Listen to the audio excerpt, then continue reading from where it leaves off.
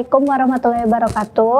Nama saya Khadijah, biasa dipanggil Dija. Saya salah satu santri di Anaba. Kali ini saya akan menceritakan tentang kisah hijrah saya. Namun sebelum itu, bagi para pemirsa Anaba TV yang ingin berpartisipasi dalam pembinaan mualaf, bisa mendonasikan ke rekening yang sudah tertera di bawah ini. Dulu sebelum saya masuk Islam, itu awalnya itu dari orang tua saya, yaitu ibu saya, di mana ibu saya itu tertarik Islam karena melihat tetangga. Waktu itu tetangga itu termasuk keluarga alim yang tenang, terus berpakaian juga dengan rapi, sopan.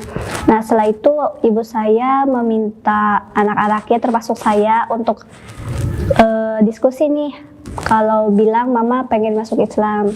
Tapi posisi saya saat itu saya nggak mau karena saya masih berpegang teguh terhadap agama saya sebelumnya.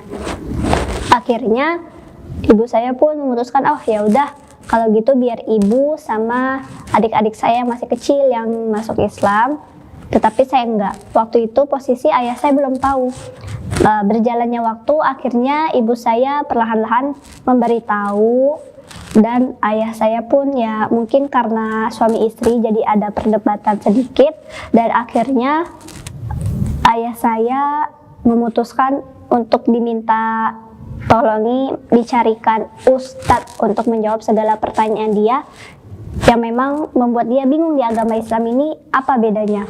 Akhirnya banyak ustadz yang dicari dan udah banyak yang ketemu, namun dari semua ustadz itu masih belum ada jawaban yang pas dari ustadz itu, jadi belum bisa ngena hatinya papa. Dan gak lama kemudian papa ketemu salah satu ustadz, dia juga termasuk salah satu teman papa. Dan papa nggak tahu kalau waktu itu dia tuh ustadz punya pondok, karena memang waktu itu beliau tidak memberitahukan. Akhirnya setelah tutup toko jam 10 malam, papa pergi ke pondok dia. Dan gak lama kemudian jam 3 pagi tiba-tiba papa pulang, udah pakai sarung, udah pakai peci, dan ternyata papa udah masuk Islam. Cuman posisinya saya itu masih belum terima Islam itu seperti apa. Dan akhirnya papa ternyata udah syahadat. Waktu demi waktu berjalan, jadi setiap ustadz itu datang mengajar ngaji, saya tuh nggak pernah ikut karena saya nggak suka dengernya waktu itu. Akhirnya waktu itu tiba-tiba dipaksa mama katanya harus ikut. Akhirnya saya terpaksa pakai jilbab, terpaksa pakai pakaian yang tertutup. Tapi proses saat saya belajar itu harus nangis dulu, karena kan mikirnya kayak kenapa sih harus dipaksa, kan nggak mau, agama itu kan hak setiap orang. Dan akhirnya lama-kelamaan saya luluhnya karena ustadz itu setiap selesai belajar dia selalu menyelipkan pelajaran-pelajaran dikit, seperti kayak perempuan itu seperti ini, perempuan itu seperti itu. Dan akhirnya saya tertarik, namun saya belum memutuskan untuk masuk Islam karena saya hanya tertarik aja. Dan suatu malam papa pulang dari pondok, papa bilang bahwa kalau berdoa tengah malam itu doanya dikabulin.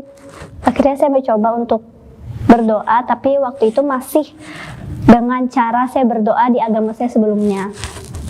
Berdoa saya hanya minta kalau memang Islam ini yang benar, saya tetap bakal masuk ke Islam. Tapi kalau enggak, saya tetap bakal di agama saya sebelumnya sampai saya mati. Dan saya terus berdoa meskipun nggak pakai cara Islam ya, saya berdoa dengan cara saya sendiri. Setelah itu nggak lama kemudian papa saya datang lagi dari pondok, bilang bahwa kalau kita doa subuh plus doa tengah malam itu dikabulin. Tapi posisinya saya nggak tahu kalau itu tuh namanya sholat tahajud sama sholat subuh, jadi cuma tahu doa. Nah, akhirnya beberapa minggu saya lakuin itu nonstop, dan saya juga sempat belajar belajar sholat, belajar diam-diam karena waktu itu masih gengsi kalau ketahuan orang tua saya kan. Akhirnya saya belajar, saya doa. Begitu tengah malam waktu itu, biasanya ibu saya setelah ngaji, Al-Quran itu nggak pernah ditaruh di ruang tamu, pasti ditaruh di dalam lemari di kamar. Tapi entah malam itu saya ngelihat Al-Quran lagi ada di atas meja. Akhirnya saya memutuskan untuk ambil, bukan saya kepengen tapi kayak tertarik ngelihatnya. Akhirnya saya ambil dan surah pertama yang saya baca itu Al-Baqarah, dan di surah itu terdapat banyak jawaban yang memang saya pertanyakan di agama saya sebelumnya, namun tidak pernah ada yang bisa menjawab dengan logika. Akhirnya terjawab juga di dalam surah tersebut. Gak lama kemudian ibu saya tiba-tiba minta saya buat mau mondok gak, tapi posisi saya belum tahu kalau masuk Islam itu harus syahadat. Jadi saya bilang, oh ya udah mondok lah, karena kan waktu itu masih muda, masih kecil, jadi mikirnya kayak ya udah nggak apa-apa mondok aja biar jauh dari rumah, biar gak denger omelan gitu. Tahu-taunya masuk sini, saya nggak tahu disuruh syahadat, ketemulah sama Ustadz Nababan. Setelah ketemu sama Ustadz Nababan, ya udah disuruh syahadat. Setelah syahadat, akhirnya saya mondok. Nah, karena makin besar, jadi bagi saya mondok bukan jauh dari orang tua, ya biar bisa belajar agama gitu. Waktu itu saya tentang ketuhanan, karena kan selama ini yang saya pelajari Tuhan itu ya maksudnya bisa ada 3 lah. Mungkin ada beberapa orang di luar sana yang memang nggak setuju karena mungkin beda pemahaman ya sama saya. Cuman kalau misalkan bagi saya, kalau konsep materi seperti itu diajarkan pada anak seumuran saya dulu, bisa dibilang SMP itu bukan umur yang harus diajarkan tentang teologi. Maksudnya kita harus dipaksa berpikir di luar nalar, abis itu dipaksa buat percaya, pokoknya harus percaya, kalau nggak percaya itu salah gitu. Nah, akhirnya waktu itu soal ketuhanan saya baca dan saya mempertanyakan kenapa kalau di agama saya sebelumnya kok lebih dari 1, kalau di sini kok 1 gitu. Sedangkan kan ceritanya sama aja, kayak cerita tentang di sini Bunda Maria, di sini Maryam, sama aja ceritanya. Cuman kenapa tiba-tiba kok bisa jadi 3, kok di sini 1, dan di situ terjawab. Memang kalau secara logika, kalau misalkan Tuhan kita 3 itu, dunia tuh gak bakal bisa akur.